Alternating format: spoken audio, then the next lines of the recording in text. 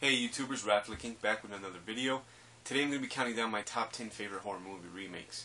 Now I know as a rule, as horror fans, we didn't really like horror movie remakes, but truth be told, there was enough that were made that were good enough to actually make an argument for continuing to make them.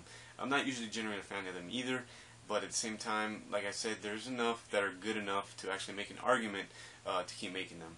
I know usually we don't like them because we feel like people are taking films from our childhood and changing them and stuff like that, but in the end we still do watch them, and there's still some that are actually pretty good. So I'm going to go ahead and get right into it. And this list is going to be generally the same as most people's, and I do want to say one last time, I'm going to put a disclaimer in there. These are just films from my collection that I physically own. This is just my opinion, so if you don't feel the same way, go ahead and drop a comment, let me know why, or if you agree, let me know why. Okay, so the first one I got here is the 88 or 89 remake to that original 1950s monster movie, The Blob. Definitely feel like this is a superior film, of course, because The Blob looks better. It's not really that fair because there's such a big gap from the original being in the 50s and this one being in the 80s. Of course, the technology was better with the makeup effects and film effects and all that. I definitely feel like this one had a really good cast. Like I said, the Blob was cooler. It had more of a horror tone to it. It wasn't like funny. I feel like the original was kind of corny. Comes off like funny because the way the Blob looked. This was more horror based. It had a more serious horror tone to it, but it's still fun, and I just felt like it was definitely a great remake. The next one I got here is the 2004 remake of the George Romero classic Dawn of the Dead. Now I know that this remake doesn't have very much ties to the original. Some main things are definitely different. Of course, one of the most notable being the zombies are completely different. Of course, in the original 1970s Dawn of the Dead, they were the slow-moving traditional zombies, and in this one, it was kind of them introducing the fast-moving zombies. The fast-moving zombies were really introduced by the film 20 Days Later, but this definitely brought it to America with the fast-moving zombies. And, it still works both ways. I feel like, me, myself, personally, I am a fan of the traditional slow-moving zombies. But as a fast-moving, monsters, they are more terrifying. So definitely say this film is more terrifying. This is probably the most terrifying, at least American-made, zombie film in past years. Good cast with Ving Rhames. Just super fun to watch. Pretty much the same thing. A bunch of survivors band together and hide out in a shopping mall, large shopping mall, to hide away from it. Even though technically they're not zombies in the film, they feel like more of an infection because it's more of like a virus-based thing going on, airborne thing going on. When you do get the virus, you do die before you then come back as a creature. So since you're dying and coming back kind of like a zombie technically, at least much more so than in 28 Days Later. But yeah, I felt like it was a really good, strong remake. Good effects, and like I said, the zombies were horrifying. Now the next one I have here is my all-time favorite, at least up to date right now, horror movie remake. I saw this in theaters and I had a blast watching this. And this is the Evil Dead. The original was called The Evil Dead. This is Evil Dead. Love this one, absolutely. I thought like it had a perfect balance of bringing back original story stuff and plot stuff, and staying true to that, but also introducing a bunch of new stuff that in my mind made the film better. The originals may be the better films, but I feel like this is just kind of what I wanted to see. This is like a more horror based, because I feel like it was a good horror story. The plot was really good, but of course Sam Raimi, that's his style. He likes to do slapsticky comedy and throw it in there, and it works. Those are good films, but I feel like it works so much better, at least in my eyes, as just a pure horror film. And the practical and makeup effects are great. For this to be as bloody and gory as it is and still be able to achieve an R rating was mind-blowing. I can't believe, and I don't really know if or when they will be releasing an uncut version of this, but I really definitely want to jump on that. I can't believe what the uncut version will look like. I can't imagine they left too much out, because they got away with so much. To see this in theaters and see the geysers of blood that shot up after Mia chainsawed the abomination that came out of the earth in the end was just amazing. Really like the fact that you can't really figure out what era, what time period it took place in. And just really good. Love the Book of the Dead. Love the way it looked.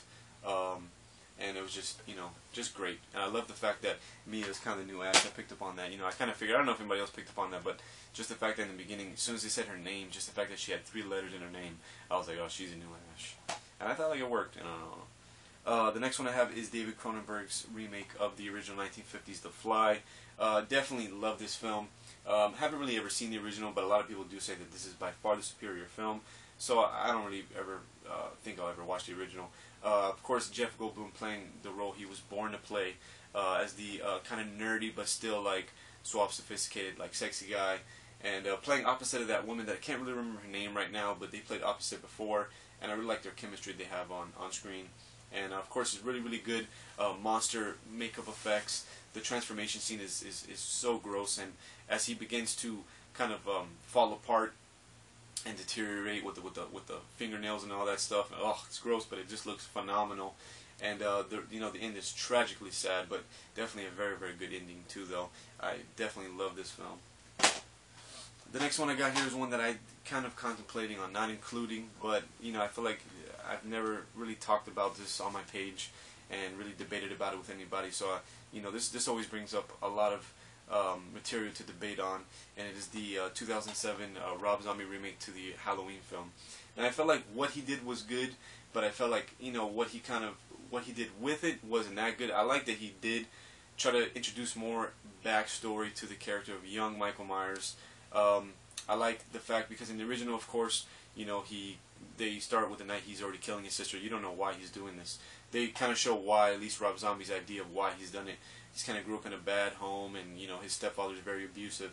But at the same time, I feel like there's a little too much cursing, and I also felt like it was part of the greatness of the character of Michael Myers is his mystique, and the fact that you don't really know where his evil is coming from. You don't know why he's doing what he's doing. He's just doing it. And Rob Zombie kind of unravels him a little too much, I felt like. But I felt like Michael Myers did look cool. I still like the original Michael Myers, but the Rob Zombie Michael Myers looked cool. That's exactly what I pictured it like. I mean, come on, it's a Rob Zombie film. We all know what he does, so what did you expect? I thought the person that played Sam Loomis, I can't remember his name right now. I never can remember nobody's name when I do these videos, but I feel like the character that played Sam Loomis did a great job. I don't like him in the second remake when he turned him into a dickhead. And the actress that played the Laurie Strode character, I don't know, she didn't really wow me, but I did like Loomis, and I did love the gore effects. The original had no blood, as we all know, but this one had the gore and everything, and it really worked out good. I felt like he should have just done an original slasher. I don't know why he had a touch on the Halloween, but it was okay. The next one I have was my favorite horror movie remake until I saw The Evil Dead, and it is the 2006, I believe, remake of The Hills Have Eyes, Wes Craven's Hills Have Eyes. Of course, Wes Craven is not doing this film, but with that being said, it was still a phenomenal film. It starts out so strong, so in your face, such a horrible thing that happened within the first 20-30 minutes of the film. And I've never really been rooting for characters to exact revenge more than when I saw this film for the first time. And it's just horrible what happens to this family. You just really want them to get their revenge on these horrible group of monsters. And great monster effects, great makeup on the monsters, super gory. And I love the sets and all that, and I love the isolation, and I love the just the feeling of hopelessness. Yet they still have the urge and the willingness to fight back. And speaking of fighting, there is a fight scene in this film, and that's something you don't really see too often in horror films, is an actual fight scene. And it was shot like a fight scene you would see like in an action film, which I thought was really cool, really refreshing. Great fight scene, and just an all-around horrible horror film, but of course horribly good. Just horrible what happens to the family. The next one I have here is the American version, pretty much shot-for-shot remake of the Let the Right One In. This is Let Me In with Chloe Grace Moretz.